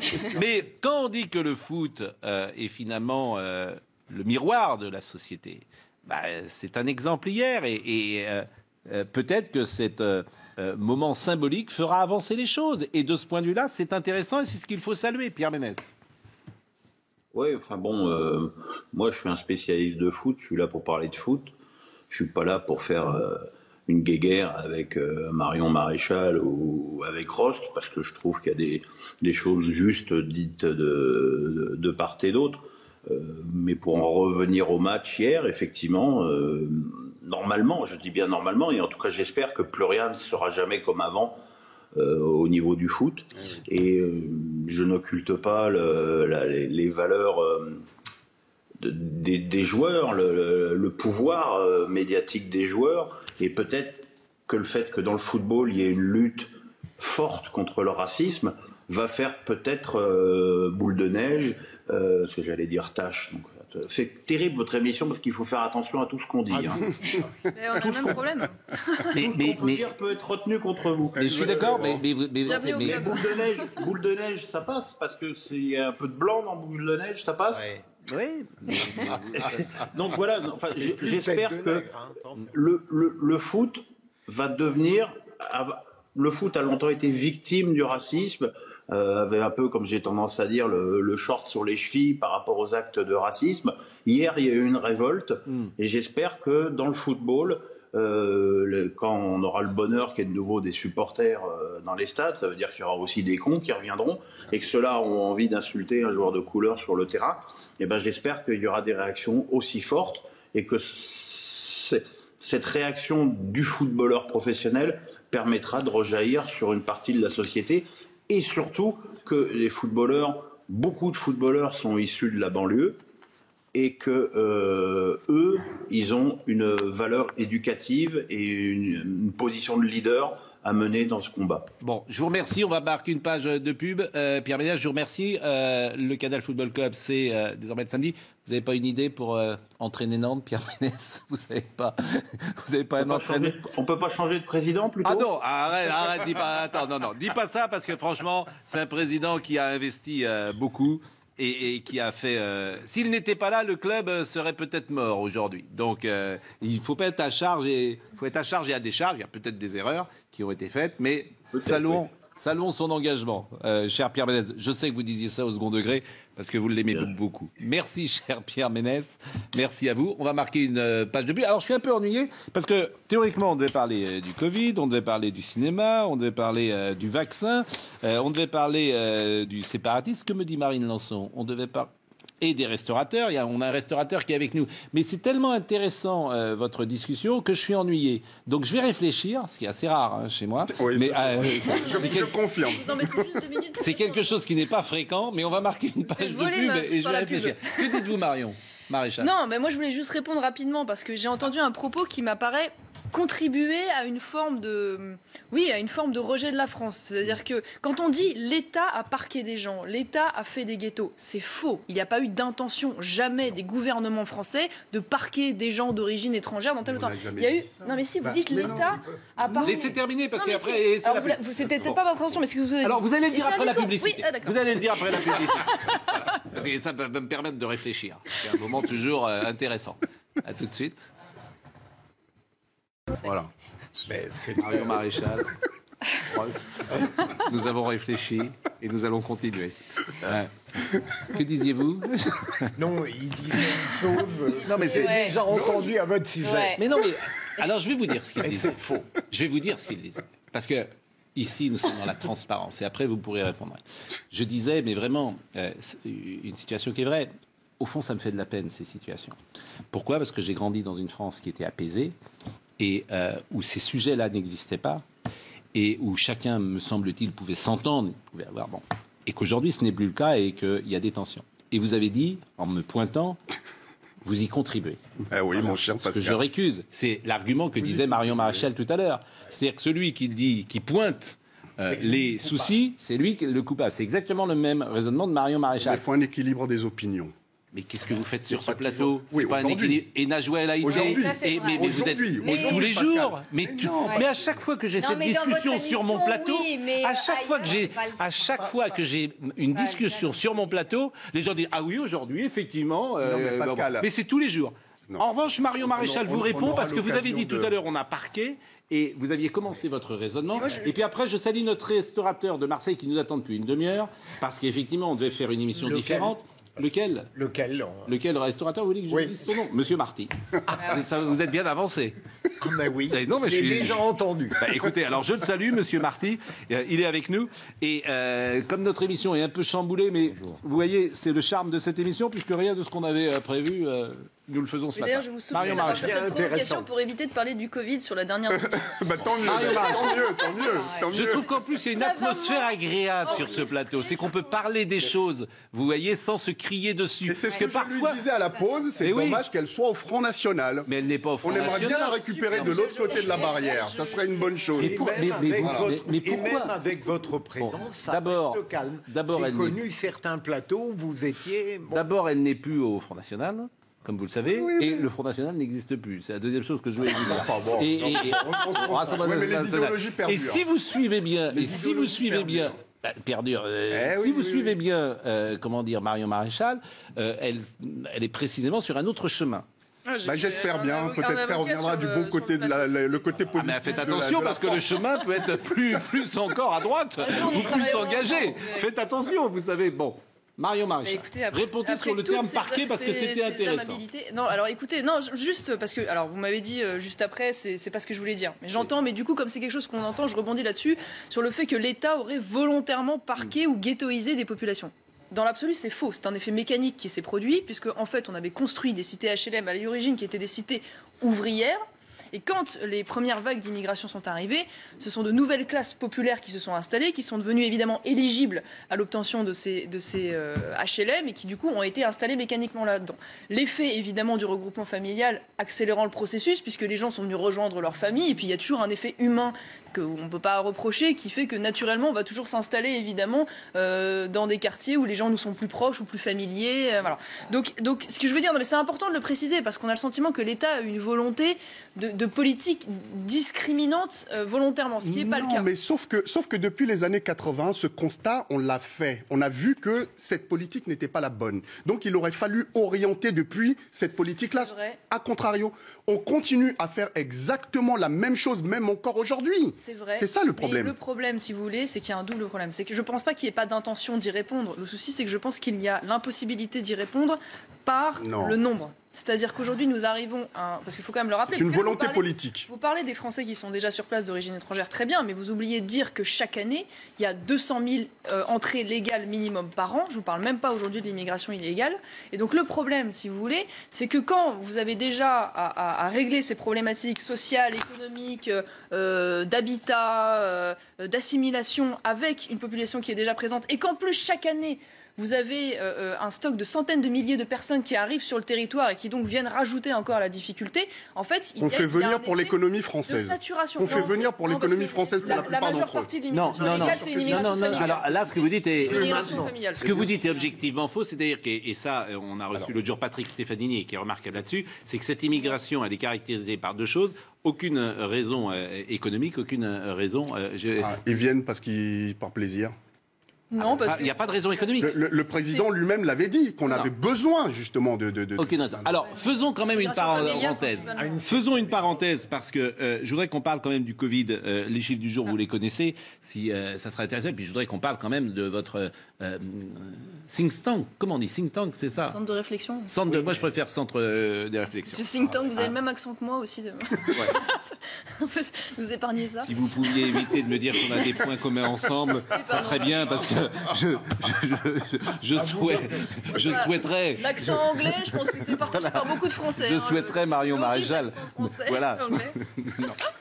Mais j'ai des points... En fait, la vérité, je veux dire, c'est que j'ai des points communs avec tout le monde, comme toujours. C'est ça, la vérité. C'est-à-dire qu'on est parfois, conservateur sur le plan culturel. Et puis on est libéral sur le plan économique. Et puis on est social-démocrate sur le plan sociétal. Parce que la société, elle avance. C'est ça la vérité. Les choses sont pas binaires. C'est pas tout blanc ou tout noir. Voilà. Alors effectivement, et c'est le en même temps pour le coup d'Emmanuel Macron. C'est vrai que sur le plan culturel, je suis conservateur. Je le confesse. J'aimerais que tout le monde parle... plus exactement chérissent la langue française, apprennent les auteurs et un rapport à l'histoire de France qui est la nôtre. J'aimerais, je m'aperçois que malheureusement ça a disparu. Mais bon, c'est pas le sujet. Et qu'il y ait aussi Monsieur une Barty, fierté d'être français. Et une fierté, exactement. Donc de ce point de vue-là, je suis conservateur. Mais Monsieur Marty, lui, est restaurateur. Ça rime. Mais ça n'a pas de rapport. Devenir rappeur, Pascal, vous faites de la rime là. Vous êtes du rappeur. Je fais des vers sans en avoir l'air. Exactement. Comme Victor Hugo. Bon, Monsieur Marty, Je voudrais vous proposer une petite séquence que Laure Parra a tournée hier, qui montre le désespoir dans lequel sont les restaurateurs marseillais. C'est-à-dire que vous en êtes rendu à proposer à des restaurateurs qui ne peuvent même plus manger de leur envoyer des colis pour les aider dans cette situation particulière. Voyez la séquence de Laure Parra. Ce qu'il y a derrière vous, c'est quoi exactement? C'est précisément des denrées alimentaires non périssables, parce que nous avons des restaurateurs, des responsables d'établissements, des chefs d'entreprise, qui aujourd'hui ne rentrent pas dans les clous pour les aides, et donc qui se trouvent complètement désemparés. Donc on a nos fournisseurs, on a des magasins, des partenaires qui sont solidaires et qui nous ont donné des denrées alimentaires non périssables pour qu'ils aient au moins de quoi manger. L'État a refusé la possibilité aux restaurateurs de travailler. Monsieur Marty, vous êtes dans une situation catastrophique. Bonjour. Oui, tout à fait, oui.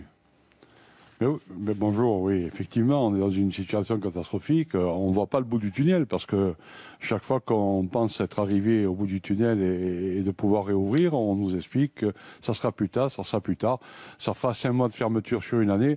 Je me demande quel chef d'entreprise est en mesure de pouvoir survivre à 5 mois de fermeture de son entreprise. C'est très compliqué. Moi, je peux dire qu'il y a des gens qui vivent aujourd'hui dans le restaurant parce qu'ils n'ont plus les moyens de payer leur loyer. Le chef d'entreprise qui est le restaurateur, qui est la personne qui a un bar, une brasserie ou une discothèque, aujourd'hui n'a plus les moyens de se nourrir par son salaire parce qu'il n'y a plus de salaire.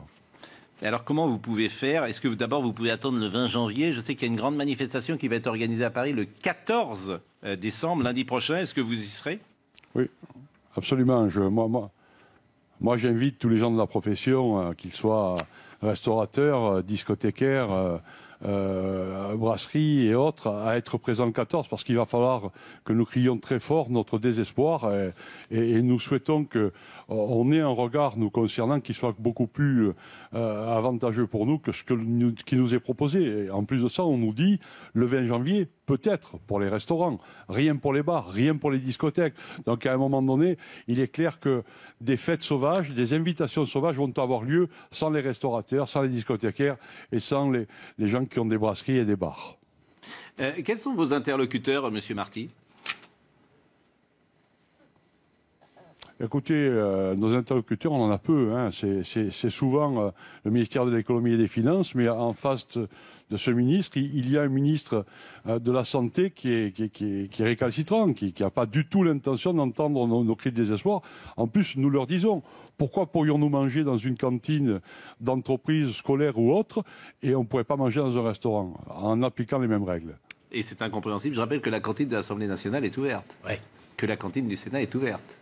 Parce que c'est formidable d'ailleurs, parce que c'est les députés, les sénateurs, ils sont entre eux. Alors eux, ils doivent dire, mais nous on a un protocole, mais ce qui est bon pour eux est bon pour les autres. C'est ça qui est toujours fascinant dans ce pays. C'est-à-dire que ceux qui, au moins, même symboliquement, ils pourraient donner l'exemple. Parce que la vérité, quand on dit que ces gens sont déconnectés, ils n'ont pas les mêmes soucis que les autres. Ça c'est sûr. Ils n'ont pas les mêmes soucis parce qu'eux, ils mangent.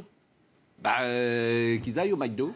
Après une séance à l'Assemblée nationale parce que tout est fermé ou qu'ils emmènent leur sandwich le matin comme les autres et c'est un peu démago ce que je dis. Un petit peu. Mais n'aggravez pas votre cas. Vous redevenez le Pascal Praud que j'adore. Un petit peu quand même. Bon allez, je l'enlève. Mais c'est vrai que non, mais bien sûr que la cantine, elle est soumise aux mêmes règles. Bon, mais je ne sais quoi vous dire, Monsieur Marty. Sinon, vous donnez la parole le plus souvent et vous parliez des discothécaires, donc qui sont évidemment alors les propriétaires de discothèques. Ouais. Et alors eux qui n'ont pas ouvert depuis le 17 mars, parce que même cet été, c'était fermé. Okay. Exact. Merci à vous, Monsieur Marty, et pour vous avoir souvent, je vois dans le ton de votre voix aujourd'hui comme un peu d'abattement. Donc, je ne peux que compatir à ce moment que vous vivez. C'est de la colère. C'est de la colère renfermée, vous inquiétez pas, on est là, on se battra jusqu'au bout. Hein. Il y aura sûrement après le 14 Donc du coup, j'ai appris que la cantine était ouverte. Effectivement, on ira peut-être manger là-bas, hein, puisqu'on sera le 14 devant l'Assemblée nationale. Eh ben, allez-y. Après le 14, il y aura d'autres actions. On ne va pas laisser ça là. On peut pas mourir en silence. Merci. Merci et merci à Laure Parra qui, à Marseille, fait un travail formidable et qui témoigne de la réalité que vous vivez. Je la remercie grandement. Bon, alors on avait plein de sujets à parler. Le Covid, bien sûr, les cinémas en difficulté, les vaccins. Je ne sais pas d'ailleurs si vous avez une réflexion ou une remarque à faire sur la situation dont tout cela est écoutez, géré. moi, c'est sur très la simple. situation C'est très simple. En fait, moi, j'étais contre le deuxième confinement. Donc, je peux pas dire mieux. Pour une raison qui m'apparaît claire, c'est qu'aujourd'hui, on n'a absolument aucune certitude scientifique sur l'efficacité de ce confinement. C'est-à-dire qu'il n'y a aucune étude qui atteste d'un consensus scientifique qui démontre. Il y a des chiffres quand même qui montrent que ça baisse un poil. Non mais d'accord, mais il n'y a pas de lien de corrélation qui soit aujourd'hui avéré. Et d'ailleurs, on a travaillé nous là-dessus, on va publier quelque chose, une grande analyse mondiale statistique sur justement la corrélation entre les contaminations, les taux de décès et les différents types de confinements qui ont eu lieu au niveau mondial. Il n'y a pas aujourd'hui de confirmation scientifique de l'efficacité de cela. Bon, on n'est peut-être pas d'accord, mais en tout cas, il n'y a pas de consensus, ça c'est une absolue certitude. Et d'ailleurs, le professeur Toussaint, lui aussi, a fait des analyses là-dessus, sur le port du masque et tout, on se rend compte que voilà. Donc moi, je suis toujours mal à l'aise de prendre des décisions aussi radicales sur quelque chose qui relève aujourd'hui de l'hypothèse malgré tout. J'étais beaucoup plus séduite par une idée qui avait été d'ailleurs portée plus tôt en Angleterre, à l'époque par Nigel Farage, qui refait parler de lui, je ne sais pas si vous avez suivi, c'était un peu le héros du Brexit, qui a transformé son parti aujourd'hui en parti anti-lockdown, donc anti-confinement, et qui part d'une grande déclaration qui a été signée par de très très nombreux professionnels, médecins, qui s'appelle la déclaration du Great Barrington. C'est horrible parce que là on m'oblige à montrer mon accent anglais, et qui expliquait que donc ces médecins, qui ne sont pas des petits médecins, hein, c'est des grands spécialistes, expliquaient qu'il eût mieux fallu en réalité faire ce qu'ils appellent la protection ciblée, c'est-à-dire avoir un travail d'information, d'organisation et de protection des personnes identifiées comme à risque, c'est-à-dire qu'aujourd'hui on sait, premier confinement, depuis le départ d'ailleurs, c'est une forme de bon sens qui a été dit, mais dès le mois de mars-avril. Voilà, mais sauf que c'est un débat qui n'existe pas en France. En Angleterre, c'est un débat qui existe. Alors, au premier confinement, on peut admettre, on est tapé, on ne savait pas. Aujourd'hui, on connaît le taux de mortalité, on connaît les personnes. Parce qu'on est dans l'idéologie. Voilà. Et donc, ça m'apparaissait quand même être quelque chose de plus intéressant. Et par ailleurs, la question de l'hôpital, parce qu'en fait, toute la stratégie du gouvernement est uniquement tournée vers l'évitement de la saturation de l'hôpital.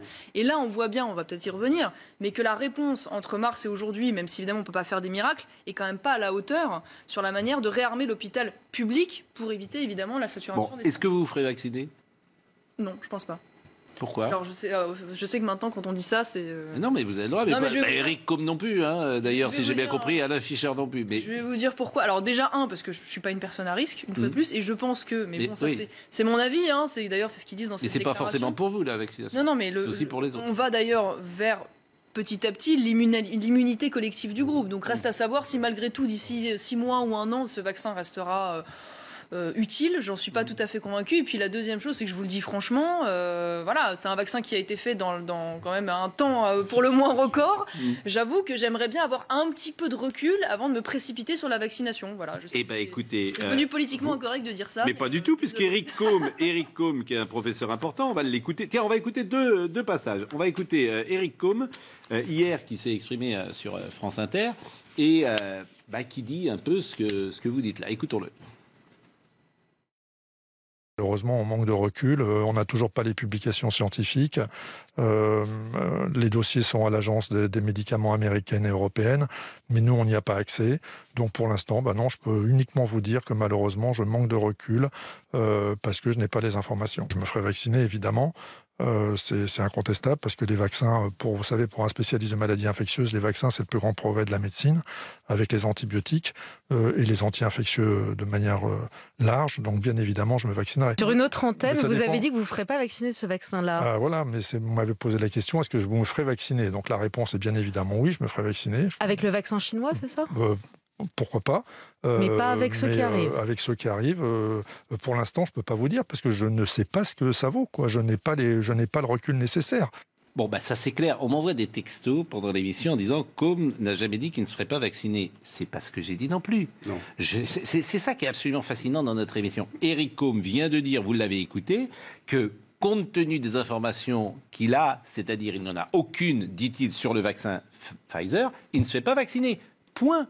Alors, en soi, il sera vacciné en théorie, mais pas avec ce vaccin-là. Et écoutez ce que disait Didier Raoult hier, et vous me donnerez peut-être votre sentiment sur Didier Raoult. Pour les vaccins, nous ne savons rien. C'est-à-dire que les communications ne sont que des communications publicitaires des boîtes qui les font.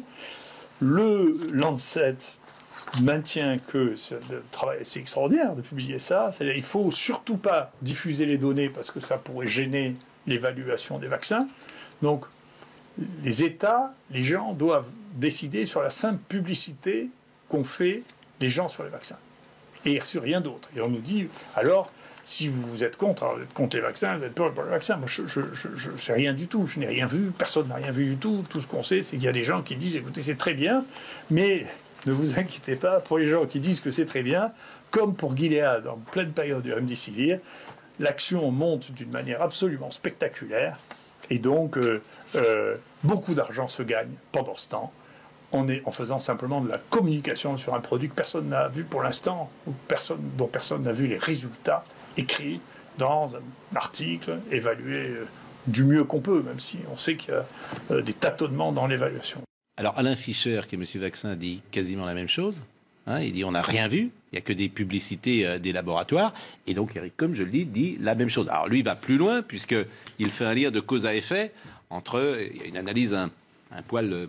Ce qui m'amuse, Pascal, c'est que Raoult a à l'égard des vaccins exactement le même discours de suspicion qu'on appliquait à l'hydrochloroquine. Et là, il défendait. C'est ce que j'allais dire. C'est invraisemblable. C'est ça. Invraisemblable. Mais non, mais moi, sauf que lui, l'hydroxychloroquine, il considère que ça soigne. Ah ben oui, et que c'est un praticien. Et il dit, moi, j'en mets... Et ça soigne.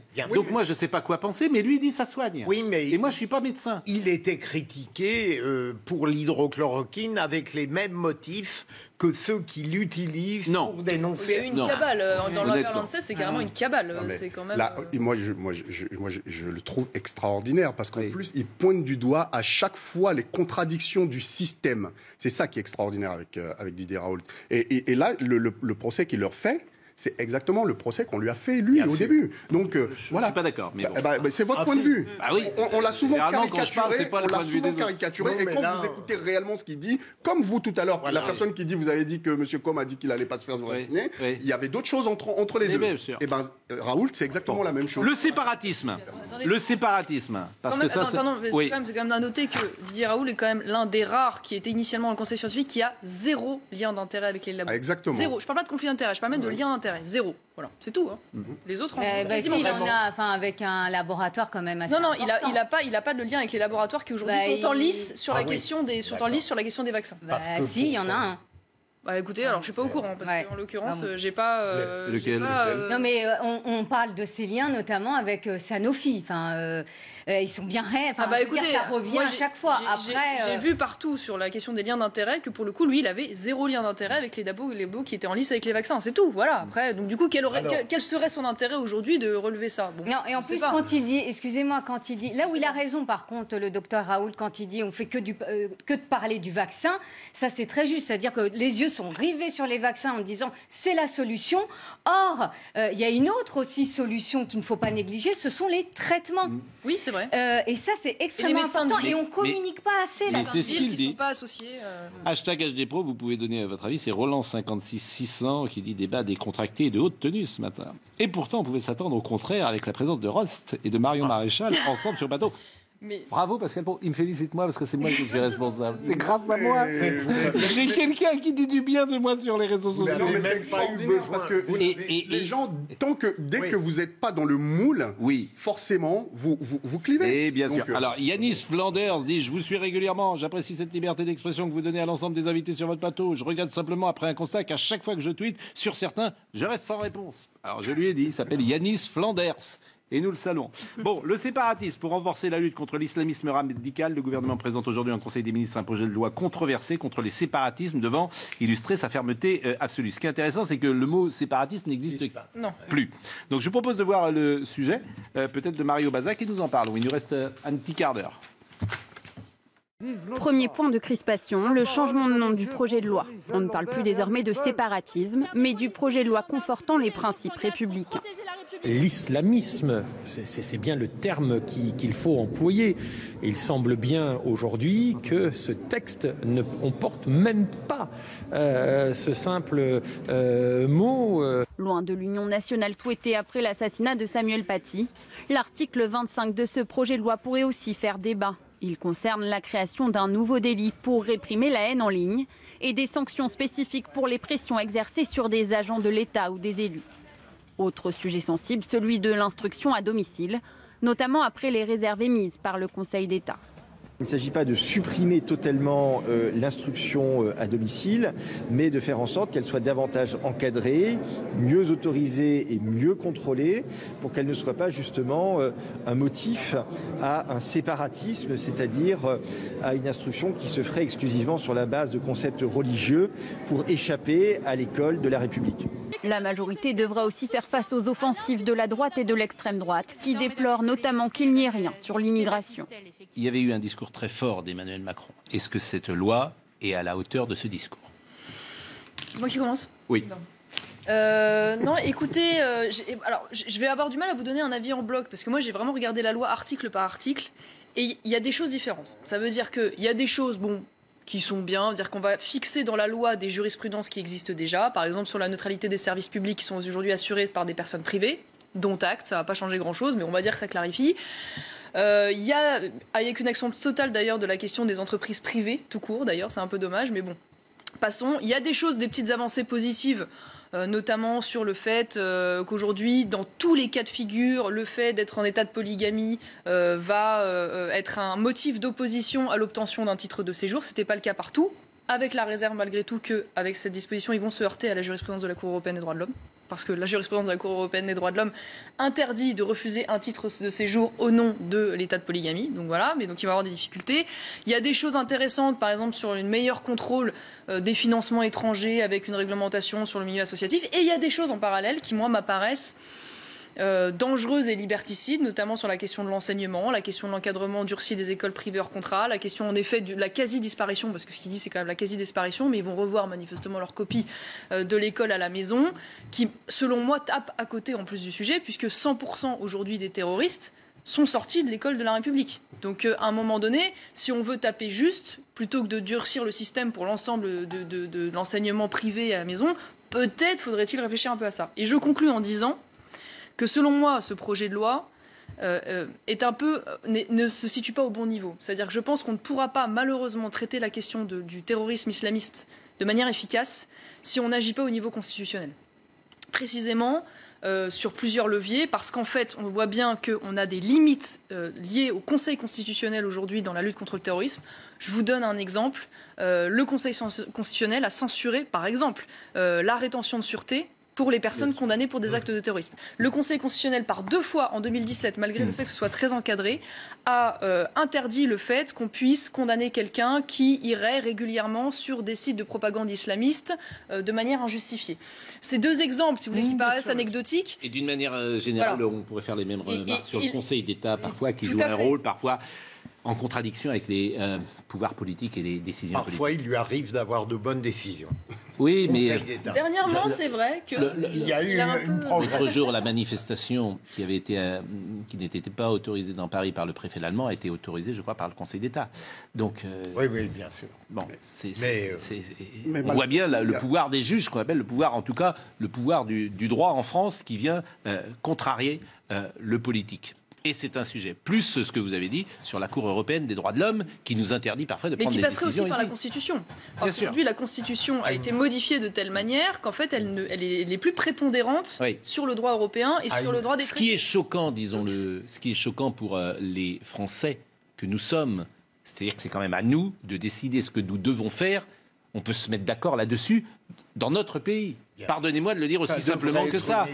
C'est une évidence. Mais Pascal, à une certaine époque, il y avait les juges du pouvoir, et vous avez raison, il y a le pouvoir des juges avec le risque de ne pas prétendre faire évoluer un état de droit qui, à l'évidence, est inadapté à la situation actuelle. Deuxième élément, la loi contre le séparatisme pour renforcer les principes républicains, on l'a louée en quelque sorte parce qu'elle représentait une vague prise de conscience du président qui enfin s'attachait à la chose essentielle. Mais moi, je suis toujours inquiet devant la dérive sémantique. On part de quelque chose qui, vous l'avez dit tout à l'heure, et qui aboutit aujourd'hui à renforcer les principes républicains, ce qui est une manière de noyer dans une noble banalité. Et dernier élément, Pascal, c'est que j'ai toujours peur devant ces projet parce que la France est la spécialiste de la législation, mais la reine de l'inexécution. Exactement. Exactement. Justement, voilà. C'est extraordinaire. Gérard Leclerc dit souvent ça, les lois elles existent, il n'y a qu'à les appliquer en France. Exactement. Et on ne les applique pas. Donc à chaque fois qu'il y a un acte, je suis d'accord. chaque fois qu'il se passe quelque chose, on légifère. Alors que l'arsenal juridique est déjà une action. Oui, mais sauf que l'arsenal est déjà prévu. Alors, ce que vous dites sur la Cour européenne, par contre, moi, je suis pas d'accord, parce que il se passe des choses en France, parfois, qui sont plus ou moins guidées de façon politique. Et lorsque l'affaire est traitée uniquement au niveau de la France, aboutit aux décisions politiques de départ. Or, la Cour européenne, qui, elle, est un peu plus détachée, permet justement d'élever un peu le débat. Et on l'a vu dans certaines affaires. Et là, sur la loi sur le séparatisme, alors, il y a des volets, effectivement, qui sont fondamentaux. Hein.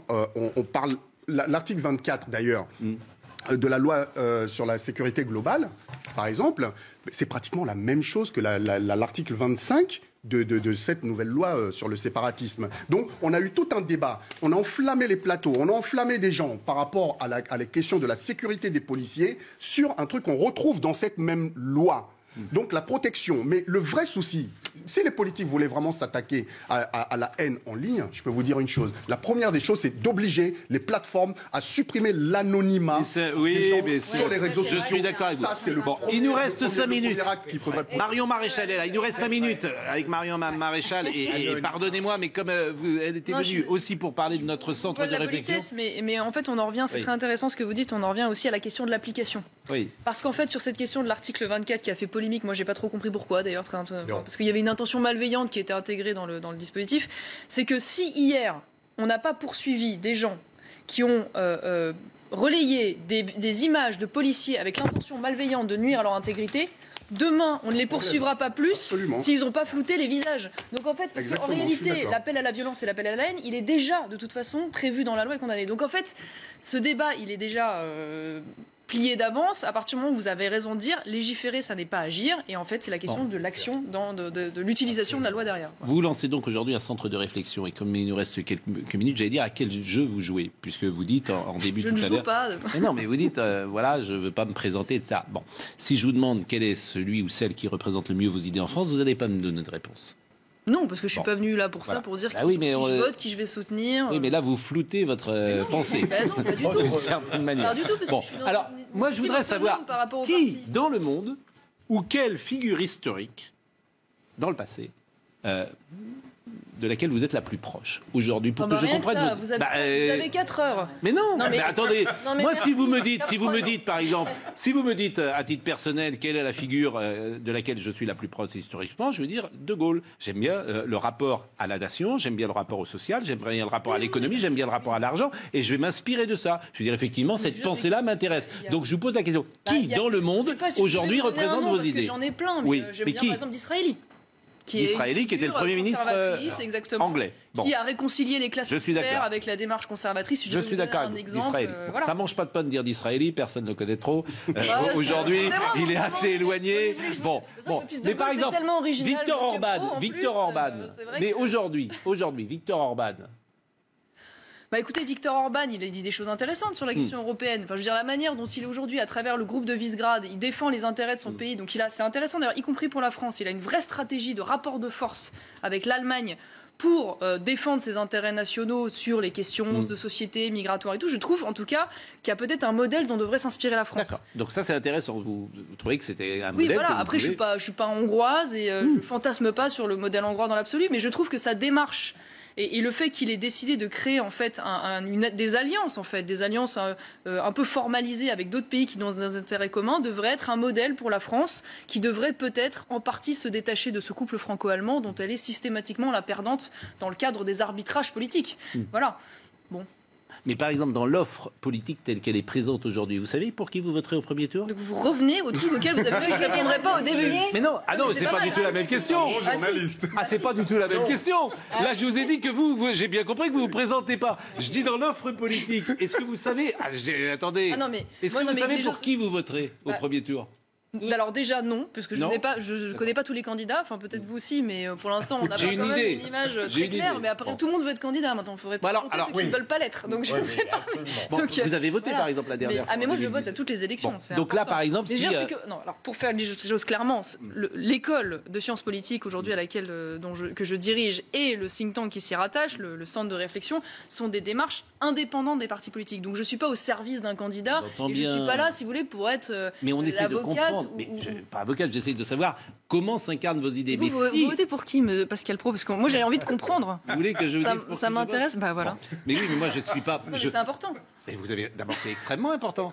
Mais moi, je n'ai pas de cercle de réflexion politique. Je ne m'inscris pas dans un candidat. Mais on peut avoir un cercle de calendrier. Porter des sujets qui nous apparaissent essentiels, par exemple sur la question de l'intelligence économique, les affaires Alstom, les affaires BNP, les affaires Alcatel, Siemens, ces choses. En fait, ce que je comprends, c'est que vous n'êtes pas certaine de voter pour votre tour de premier tour. C'est un candidat. Vous êtes incroyable. Mais non, c'est ça que je comprends. Je comprends que vous êtes. On passe de pour qui vous allez voter à pour qui vous n'allez pas voter. Non, mais désolé, je ne rentrerai pas dans votre jeu. Vous dites, j'ai bien compris. Vous dites, j'attends qu'il y ait tous les personnes qui sont là au premier tour, donc je comprends que vous n'êtes pas certaine de voter pour. Ni en négatif ni en positif, je ne donne pas. Bien sûr. Pourtant, Marion, la question de Pascal était. Elle était remarquable. Il ne vous demandait pas un nom.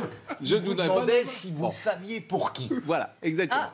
Non. Eh ben oui, donc j'ai conclu que vous ne savez pas pour que... Je ne sais pas. Et évidemment, si dans cette offre politique, vous ne savez pas précisément pour qui vous allez voter, ou si personne ne la représente réellement, je me dis que celle qui représente le mieux vos idées, c'est vous. Éventuellement, c'est là où on devait arriver. Je suis lente à la démarche. Alors, je vous ai dit, alors pour le coup, je vais être très claire, parce que j'ai dit et redit que je ne serais pas candidate à la présidentielle en 2022. Et j'ai dit aussi. Vous attendez 2027. Non, j'ai dit que je ne m'interdisais pas de refaire un jour de la politique. Non, mais procès vous attendez que Marine Le Pen se plante en 2022 pour reprendre le pouvoir derrière. Ne prenez pas des procès d'intention comme ça, parce que je ne peux pas dire à 30 ans, oui, je prends l'engagement à vie de jamais refaire de la politique. Je n'en sais rien. Peut-être que j'aurais envie de refaire de la politique. On déborde un peu, mais je suis sûr que Jean-Marc Morandini nous le pardonnera de manière tout à fait exceptionnelle. Mais c'est vrai qu'après, par exemple, moi je dis ça peut naître dans un cerveau comme le vôtre, de dire, bon, Marine Le Pen, elle ne va pas être élue en 2022, et après j'arrive sur un terrain... et j'épouse le perroquet, je deviens reine. Sur un terrain où je dois reconstruire les droites, et moi je fais la reconstruction des droites à partir de 2022, et en 2027 je me présente. Ça peut exister comme hypothèse. D'ici là, et d'ailleurs. Et peut-être, vous savez, Anne Hidalgo va-t-elle être la candidate de l'Union de la gauche, et peut-être Marine Le Pen gagnera face à Anne Hidalgo. Et on ne sait pas. Et vous avez... des anticipations à dire. On n'anticipe pas. Je salue. Sera réélu. On a peut-être. Non, on a plus le temps parce qu'on est déjà débordé. Mais simplement hier, j'avais promis un petit FaceTime. Parce que toute la journée, on dit, mais Marine Lançon, pourquoi on ne la voit jamais? Marine Lançon est en régie. Et regardez, et ben désormais, bonjour Marine Lançon, désormais nous ferons un FaceTime. Comment ça va? Écoutez, ça va très bien. Vous avez passé un bon moment? Très très bonne émission, bravo à vous, bravo à tout le monde. Là je vous vois pas là, parce qu'en fait, alors je vois qui est derrière vous? Qui est derrière vous dans la réalisation? Oui. Rémi à la vision. Oui. Et Annalisa qui nous a assistés aujourd'hui. Voilà, c'est Virginie Leblond qui réalise. Exactement. Eh bien, nous lui disons bonjour également. Rémi, il est au fond, Rémi, il dit bonjour. Voilà, exactement. Bon, bah écoutez, bonjour Rémi. Écoutez, voilà, c'est ça. Je suis myope, je ne vois rien. Écoutez, l'important c'est de voir loin quand on fait de la politique. N'est-ce pas? Bon. Eh bien, merci Marion Maréchal. Merci à vous. C'était vraiment un plaisir. Mais Rost, bravo. Merci. Vous aurez le droit de revenir. Et je suis ravi parce que je crois qu'elle vient petit à petit vers le côté clair de la. Je me demande si c'est pas vous qui. Qui vous rapprochez. À force de marcher merci à tous. On va se retrouver un jour. Jean-Marc Morandini, je suis vraiment désolé. Quelques minutes de retard. Merci à tous. C'est pas fini, hein, je dis au revoir là. Au revoir.